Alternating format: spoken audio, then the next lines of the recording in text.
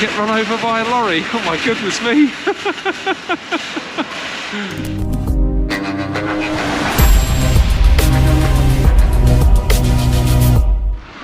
Hello and welcome to the third day of my mini break to Treviso. And today I'm off for a day trip to Padova. I'm going to find some Roman ruins and visit the Basilica. And hopefully the weather will be as nice as it was yesterday. That's what the forecast is. So let's catch my train to Padova.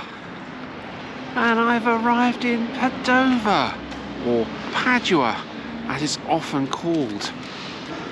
Weather's quite nice this morning. It's about 3 degrees, it's very fresh. The predicted high is around 9 degrees. Train was 50 minutes from Treviso. 11 euros and 10 cents for a return journey. That's not too bad, I suppose. But this is a very impressive church behind me. It's the Church of the Eremitani, or the Church of the Augustinian Friars, hermit friars that founded the church back in the 13th century. It's absolutely beautiful inside. Very huge nave with an altar at the one end and frescoes as well on the wall. But I did enjoy seeing these statues on the wall. Very impressive. What a beautiful building it is, especially on the outside. But just up ahead are the remains of a Roman amphitheatre. Not much remains of the amphitheatre apart from the stone wall. I did try and look inside, but it's all closed off. I don't think it's actually open to the public today, which is a bit of a shame, because it would have been nice to have a wander in. But the walls on the right hand side, as I walk past them, they're still quite impressive for Roman ruins. Actually dates around the year 70 AD or 70 CE, 70 years in the Common Era. During the Middle Ages, the amphitheatre was demolished. They used the stone for general building here in Padova. But later the remains were purchased by a wealthy family Scrovegni. Can't get that right. The Scrovegni family, very wealthy family here in Padua around the 13th century. And they built a large house here, and also a chapel as well. Now the house doesn't exist anymore, that's long since been demolished, but the chapel does exist, and there's some very interesting frescoes on the wall, but it's actually not open today, so I can't go in. Story of my life, things being closed, but I can't go in. But the chapel has been preserved, which is nice. But what's interesting is the statue that's just in front of me. And it's to a man called Guiseppi Garibaldi, or Giuseppe Maria Garibaldi, to give him his full name. And he was an Italian general, a patriot, a revolutionary, and a republican. And he contributed to the Italian unification back in 1861. And he helped create the Kingdom of Italy as we know it today. He was born on the 4th of July, 1807, in Nice, in France, and died in Caprera, in Italy, on the 2nd of June, 1882. There's a really rather fine statue of him. It's nice to see statues like this. A man who helped unify the provinces of Italy back in 1861. Let's walk across the road and head into the city centre and see what else we can discover here in Padova.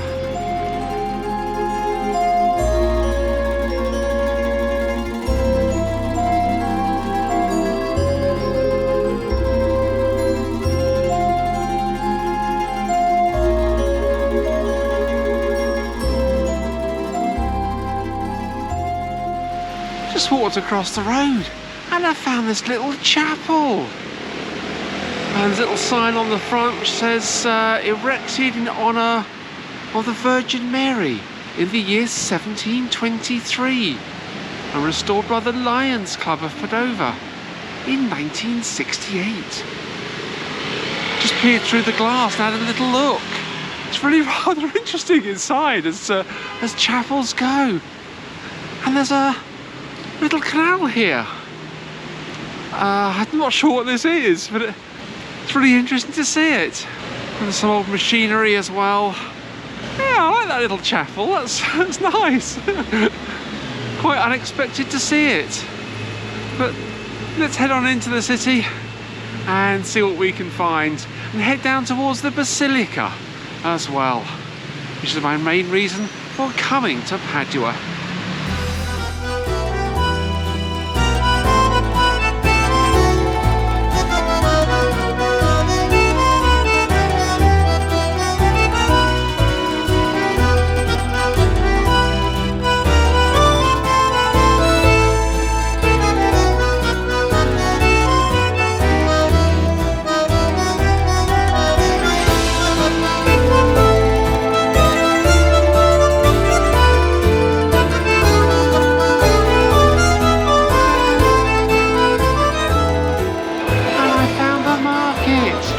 Absolutely lovely. I do like the decorations on the ceiling. Absolutely wonderful. It's Christmas. It's coming up to Christmas in a few days, and it's lovely to see a vibrant market stalls. Everybody trading and people buying things. Such an array of stalls here of meats and veg, pasta, fish. Pretty much everything, and there's even an outside market as well. Absolutely beautiful. I just wish I was staying in Padua for a few days. I could have spent a fortune in this market, and the smell of the produce is absolutely wonderful. Just love my Italian markets. Definitely have to come back to Padova again. It really is. It's just lovely here. And it's cold as well. But never mind. It's worth it to explore in the cold and get run over by a lorry. Oh my goodness me. So let's have a little wander around. Oh dear. After nearly being run over by that van, I found this little covered arcade with a very ornate ceiling. It's really rather nice. You don't get things like this in England.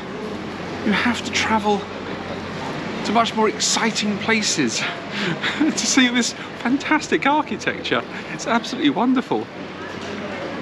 And I'm back into the outside market area. And it's almost as busy as it was inside. And I don't have cyclists inside, it's just moving to side here off the road. Absolutely lovely, it really is. These markets really are popular in Italy. I visited quite a few over the years. I just wish I was here for a little bit longer to actually enjoy this market. There's so much produce here that I'd just love to take back to an apartment and cook. I do love my Italian food. It's getting towards lunchtime, so I need to think about having something to eat. Did stop at a cafe for a snack. Had a rather nice little barbecued sort of heated sandwich, which was nice. But can't beat a good market. It really is lovely here. But let's walk a bit further, avoiding pedestrians, and see what else we can discover on the way down to the Basilica.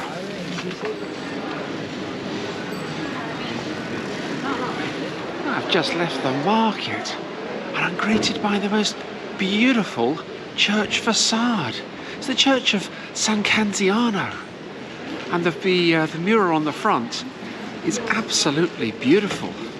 So those brick columns, very unusual design for a church, and absolutely just beautiful to look at. I've just been inside, and it's quite nice inside as well. Lots of murals on the wall and lots of statues as well around the altar. Absolutely wonderful. Churches like that are a real gem to find. Let's head on now down towards the Basilica.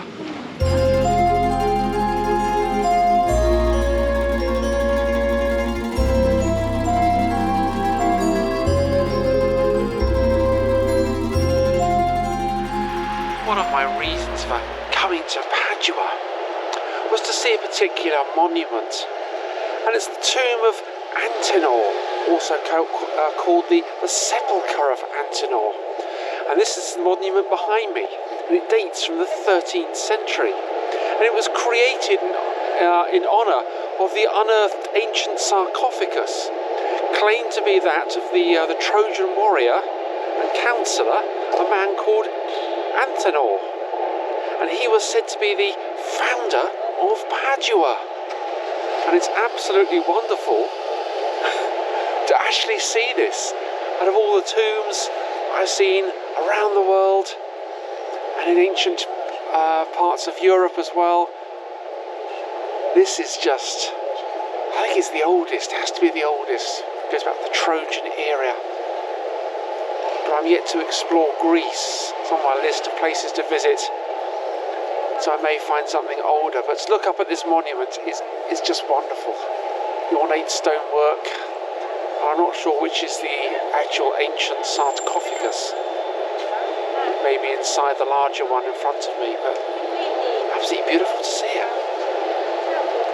And now let's go down to the Basilica and take a look in there.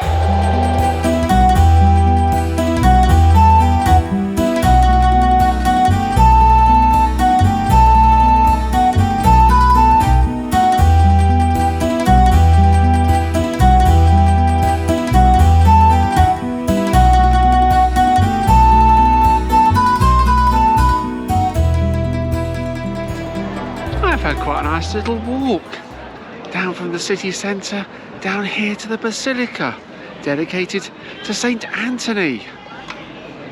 The Basilica was founded around the year 1232, a year after the death of Saint Anthony. Basilica was completed around the year 1310, but further works were undertaken in both the 14th and the 15th centuries. Now, Anthony himself was raised in Lisbon, born around 1195, and died here in Padua in 1231. And he's buried inside. There's a huge shrine to him inside. Now, I've mentioned St Anthony on a couple of videos from Lisbon last year in 2022. Came across a chapel dedicated to St Anthony. And of course, earlier this year in A Coruna. So it's nice to actually finally come to Padua and see the tomb of Saint Anthony. So let's go inside and take a look.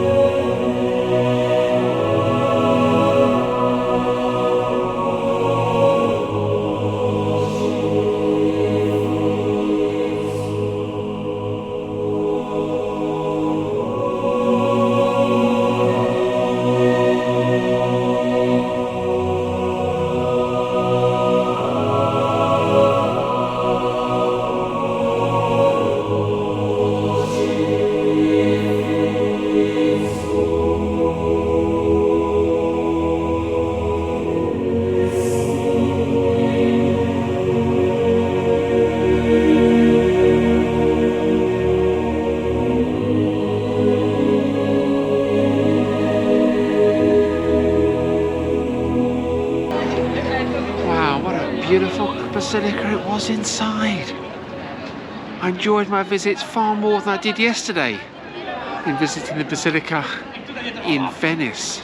At least this Basilica had free entry, which is always nice when visiting cathedrals and basilicas. And it was lovely to see the tomb of Saint Anthony. Many people were praying at his tomb. It was just lovely to see it. Such an ornate tomb as well. I see many tombs of saints throughout my visits to cathedrals and basilicas around Europe. There's something very special about seeing that one. Obviously a man much revered here in Padua. And again, I've come across him in previous videos, which is, so it's just nice to come and see his tomb. Absolutely beautiful. But this is where I end the video. So I hope you've enjoyed my mini break here to the Treviso region, or Veneto region of Italy. And we'll see you again for another series very soon. Thanks for watching.